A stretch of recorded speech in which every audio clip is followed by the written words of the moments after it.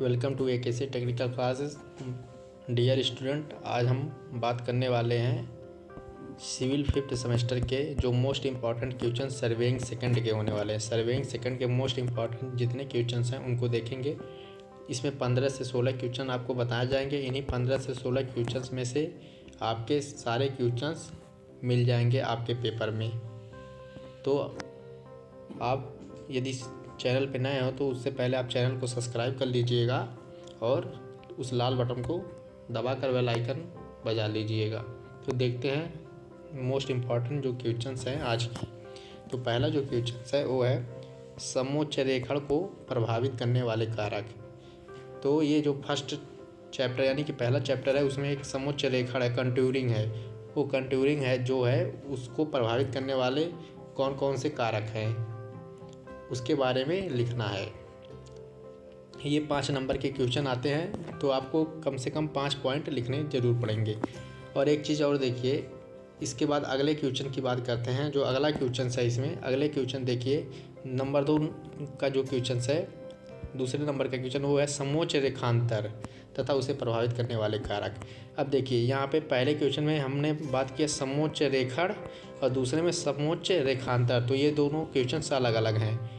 ठीक, आप इसको अच्छे से पेपर में ध्यान दीजिएगा कि क्या लिखकर आया है, नहीं तो आप कहीं ऐसा ना हो कि पहले का आंसर दूसरे में और दूसरे का आंसर पहले में लिख दे। अगर दोनों क्वेश्चन आ जाए या कोई एक क्वेश्चन इनमें से आए तो आप दूसरे का आंसर लिखकर चले आए और आप 5 नंबर जोड़कर बैठे हो तो आपका 5 नंबर गलत हो जाए।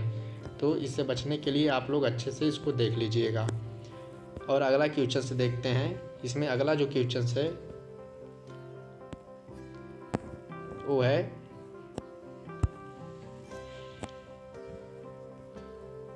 समोच्च रेखाओं के अभिलक्षण। मतलब कौन कौन से कैरेक्टरिस्टिक होते हैं, मतलब कैरेक्टरिस्टिक ऑफ कंटूरिंग लाइन, ये कौन कौन से होते हैं इसको भी लिखना है। इसमें भी मिनिमम देखिए 5 नंबर के क्वेश्चन है तो आपको मान कर चलिए 5 लाइन लिखना तो ज़रूर पड़ेगा।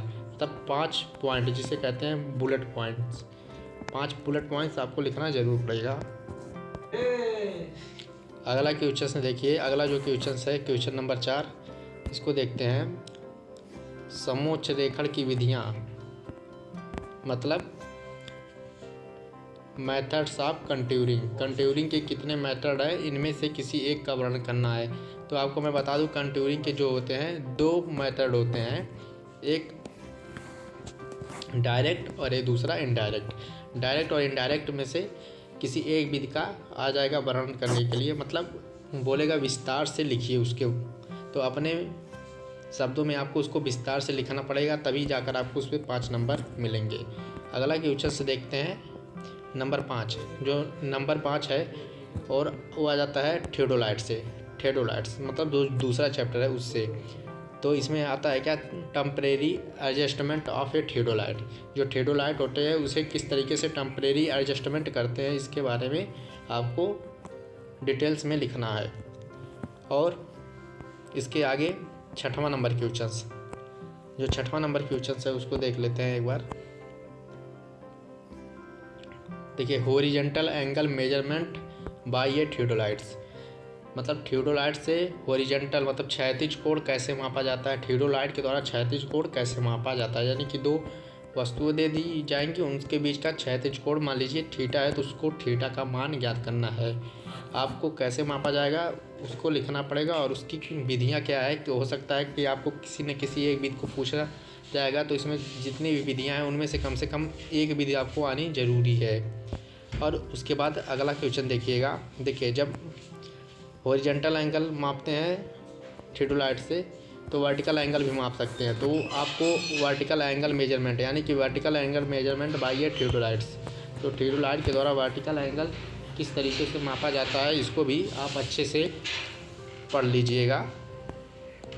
उसके बाद अगला चैप्टर मतलब जो नेक्स्ट चैप्टर है, बढ़ते हैं आगे की तरफ। तो उसमें आती है traversing bye deflection of angle. देखिए, अगला जो क्वेश्चन है आपको वर्टिकल एंगल के बाद क्वेश्चन नंबर 8 जो है वो ट्रांसवर्सिंग है। Traversing bye deflection of angle, जिसे हिंदी में कहते हैं चक्करम। चक्करम द्वारा विक्षेपण कोण कैसे ज्ञात किया जाता है, इसके बारे में आपको लिखना पड़ेगा। उसके बाद फिर अगला क्वेश्चन है, देखिए क्वेश्चन नंबर 9। क्वेश्चन नंबर 9 आप लोग बहुत ही सीरियस लीजिएगा। Find out the height of an object, मतलब किसी भी वस्तु की या बिल्डिंग की ऊंचाई याद करना।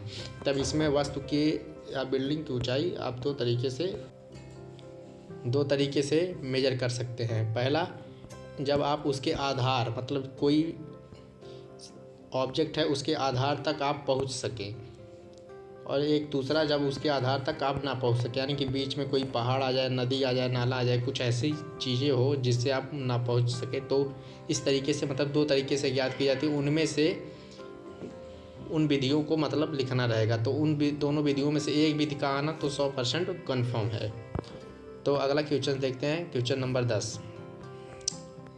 देखिए ट्रांजिशन कर्व क्या है। ठीक, कर्व क्या है, आप तो दो टाइप के ऐसे भी क्वेश्चन पूछ सकता है, कर्व कितने प्रकार के होते हैं। तो हम आपको बता दें, कर्व दो टाइप के होते हैं, एक सिंपल कर्व और एक ट्रांजिशन कर्व।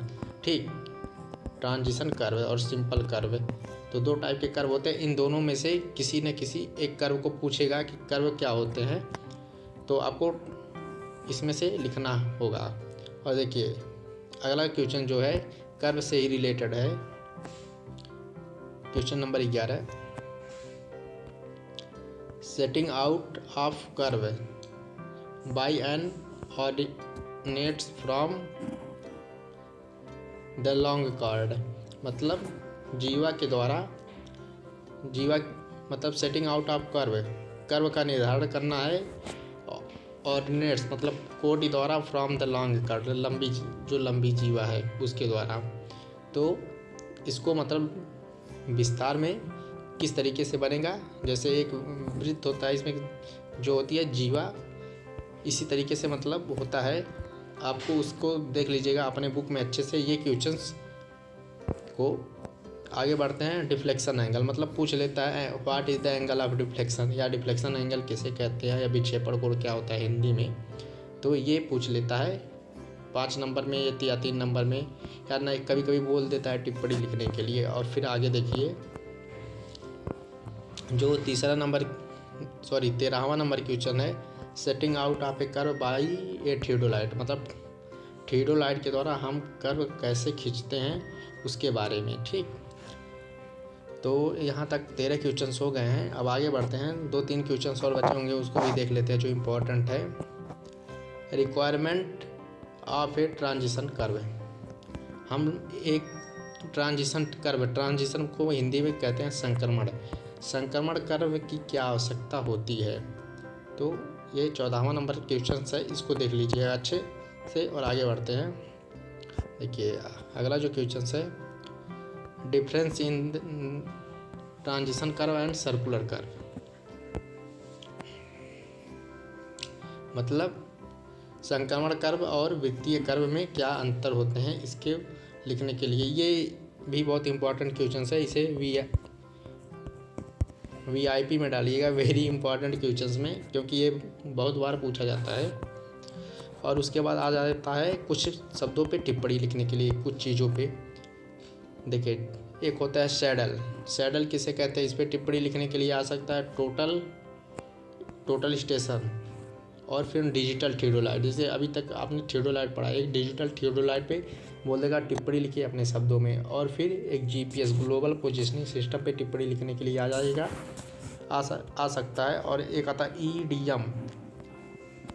ईडीएम, देखिए ईडीएम का जो फुल फॉर्म होता है वो होता है इलेक्ट्रॉनिक डिस्टेंस मेजरमेंट इंस्ट्रूमेंट, इसके बारे में आ सकता है टिप्पणी लिखने के लिए। तो आपको इन सारे क्वेश्चंस को तैयार करना और अच्छे से जाकर पेपर देना। ठीक, अगर ये वीडियो पसंद आई हो तो अधिक से अधिक शेयर करिएगा दोस्तों के पास, और कमेंट करिएगा, और एक किसी टेक्निकल क्लासेस को सब्सक्राइब करना ना भूलिएगा। आपको अगले सब्जेक्ट की इम्पोर्टेंट क्वेश्चंस की जो वीडियो की सीरीज है वो प्रोवाइड करा दी जाएगी। और आप लोग एक काम और कर लीजिएगा, अभी तक टेलीग्राम चैनल को ना ज्वाइन किए हों तो जाकर टेलीग्राम चैनल में एक ऐसी टेक्निकल क्लास सर्च करेंगे तो आप वहाँ से टेलीग्राम ज्वाइन कर सकते हैं, नहीं तो डिस्क्रिप्शन बॉक्स में लिंक मिल जाएगा, वहाँ से आप ज्वाइन कर सकते हैं। तो मिलते हैं अगली वीडियो में।